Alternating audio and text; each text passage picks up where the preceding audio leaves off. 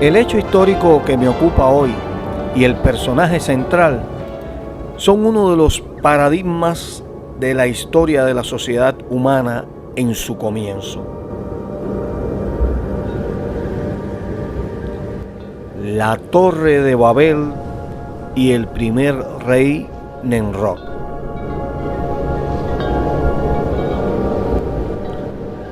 La referencia que tenemos del suceso de manera histórica tiene muy poco apoyo, dado que solo se menciona en pocas partes de la Biblia y los hallazgos realizados en la zona de Irak han sido víctimas de saqueos y destrucción debido a los conflictos bélicos ocurridos en la región. De modo que nos llega muy poco material acerca de este hecho.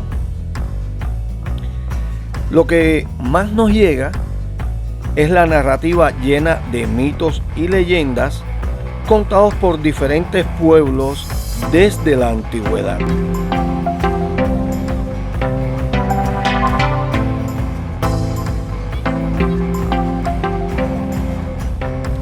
Si vamos al mapa de la antigüedad, vemos que no hay ninguna ciudad marcada con el nombre de Babel.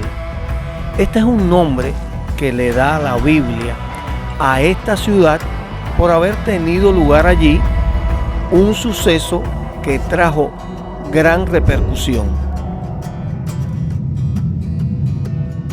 Posteriormente, esta ciudad llegó a ser la capital de un gran imperio, Babilonia, y así se le conoció. Su ubicación estaba en una parte de la franja que hacían en su interior los ríos Éufrates y Tigris. En el hebreo, esta región era conocida como Sinar.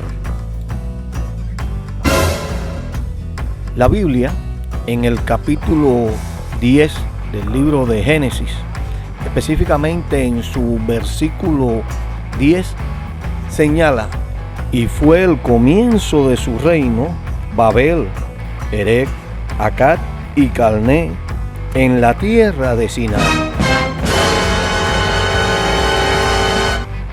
Si observa en el versículo 9, el anterior, verá que el reino pertenecía a Nimrod, quien se había erigido como rey, y en el versículo 8 se ve que Nimrod era descendiente de Cus, dándonos ahí en ese versículo la Biblia el interesante dato de que fue el primer hombre poderoso en la tierra, el primer rey.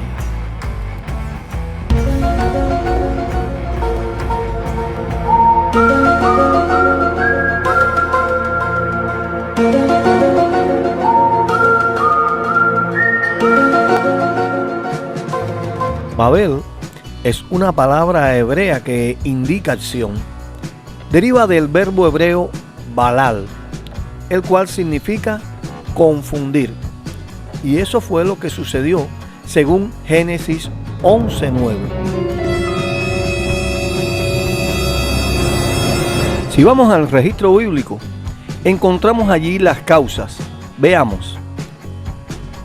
Al seguir la lectura, nos damos cuenta que los constructores, comandados por Nimrod, pretendían edificar una torre bien alta, decían cuya cúspide llegue al cielo. Lo hacían para honra de ellos mismos ser venerados. Y por último, esta torre iba a ser como un faro que serviría de guía y protección a las personas y los mantendría agrupados alrededor de esta torre. La idea de querer mantenerse agrupados lo indica la última expresión: por si fuéramos esparcidos. Si se continúa leyendo los versos 6, 7 y 8 del capítulo 11 de Génesis, se comprende la confirmación de la idea anterior expresada. El pueblo era uno, por lo que estaban congregados alrededor de la obra de la torre en la ciudad. Segundo, vemos que tenían un solo lenguaje, lo que indica que todos se habían puesto de acuerdo para comenzar la obra. Y vemos que se señala confundir la lengua, cambiar la lengua de cada uno de ellos para que no se entendieran, y por último, que no se agruparan a servir los propósitos egoístas de Nimrod, sino que poblaran otras partes de la tierra.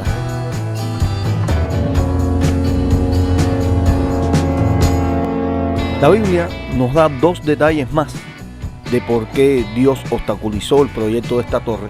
Pero para captar estos detalles en la Biblia, tenemos primero que comprender bien las variaciones del lenguaje.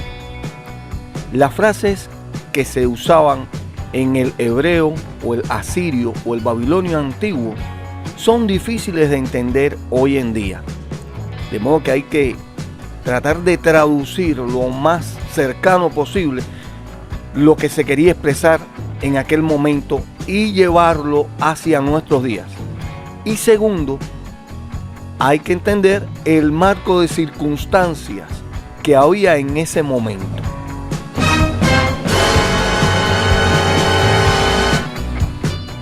Aquí en Génesis capítulo 10 versículo 9 se nos dan 2 datos importantes acerca de la personalidad de Nimrod y su relación con Dios. Primer detalle: vigoroso cazador. Vigoroso, enérgico, cazador. La palabra cazador se usaba en esos idiomas antiguos para expresar una cacería fuera de animales, de personas, o también para referirse a guerras o enfrentamientos que tenían las diferentes comunidades o territorios. En muchas ocasiones se expresó para enfocar la idea hacia conquistas realizadas. Por lo tanto, lo que nos está diciendo la Biblia ahí es que Nimrod era un enérgico guerrero, un enérgico conquistador, algo que se ratifica en lo adelante. Aquí lo tenemos. Si continúa leyendo el verso 10, dice: comienzo de su reino, Babel, Erec, Akkad y Calné, en la tierra de Sinar. En la zona del Oriente Próximo, la tierra se estaba distribuyendo entre las generaciones de los 3 hijos de Noé: Sem, Jafet y Can. La descendencia de Sem, según se fuera multiplicando, iría tomando rumbo hacia el norte de Irak, el actual Irak, Siria, Turquía y así a continuación. La descendencia de Jafet, según se fuera multiplicando, iría en dirección de Irán y hacia lo adelante. La descendencia de Can tomaría dirección sur, rumbo sur del actual Irak, e iría tomando las zonas de Arabia, Yemen, Omán, Egipto.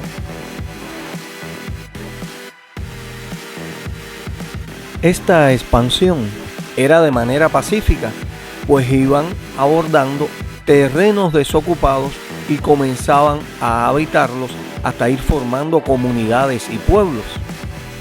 Estas comunidades eran regidas por personas de edad, ancianos, que dictaban las normas de convivencia, las reglas en que se viviría.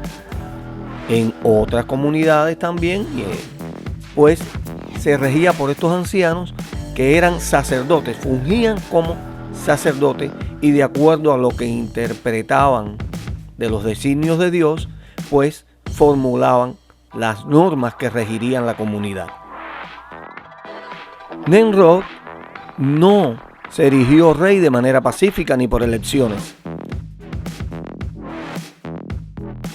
Según describe el historiador Josefo, Nimrod era un hombre sumamente fuerte, cuya fuerza en sus brazos era tal que derribaba a todo el que se le opusiera. Nimrod armó un ejército y comenzó a conquistar, a guerrear, a tomar por la fuerza todas las comunidades alrededor del lugar donde él habitaba, y entonces comenzó a gobernar estas comunidades. Todo esto que le estoy diciendo, confirmado en tablillas con escritos sumerios, acadios, asirios y babilonios, donde se ofrece la lista real de los patriarcas o reyes que fueron ascendiendo al poder en este comienzo de los reinos y estados de la antigüedad. Volviendo al relato en el escrito de Génesis 10:9, vemos otro detalle. ¿Qué relación tenía Nimrod con Dios? La frase es delante de Jehová. Para la expresión esta, delante de, se usó una palabra que puede tener varios significados hoy en día. Primero, estamos en un camino, caminando por él, y una persona está a una distancia delante de nosotros. La vemos con la vista. Pero también puede significar una persona que caminó por ese camino un tiempo atrás. Por lo tanto, no está a nuestro alcance, pero se puede decir que está delante de nosotros. Segundo, estamos en ese camino y tenemos frente a nosotros algo, pero está frente a nosotros, y también se usaba la palabra delante de. Tercero, es o significa algo que está enjuiciando, que está a la vista de las personas. Y este es el caso de Nimrod.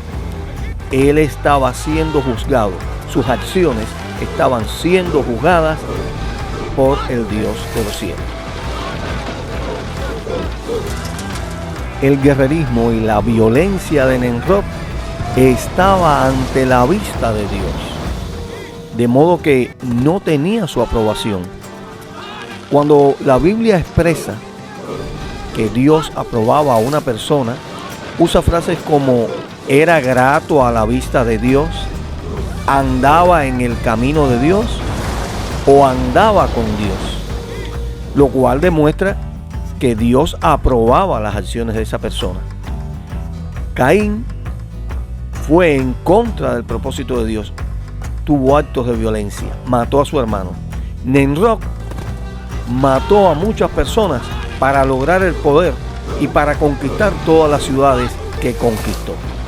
Estaba en contra de Dios.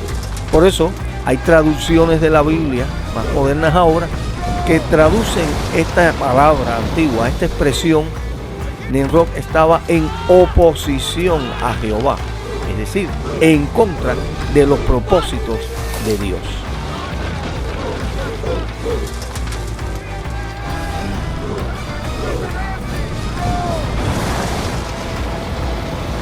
Al final, la torre no era una tal torre como creen muchos.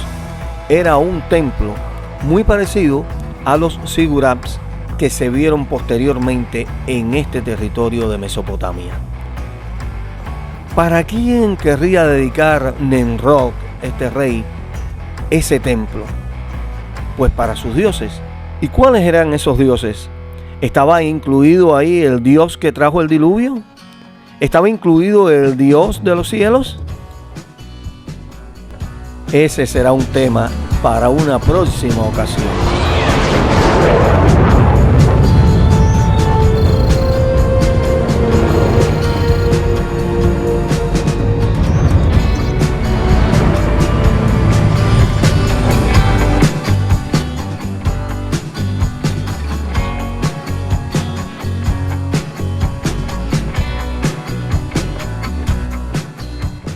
Pero a pesar de estos escritos, los escépticos buscan más y más justificaciones tratando de descalificarlos. Aún así, hay un descubrimiento reciente que confirma el hecho de la Torre de Babel.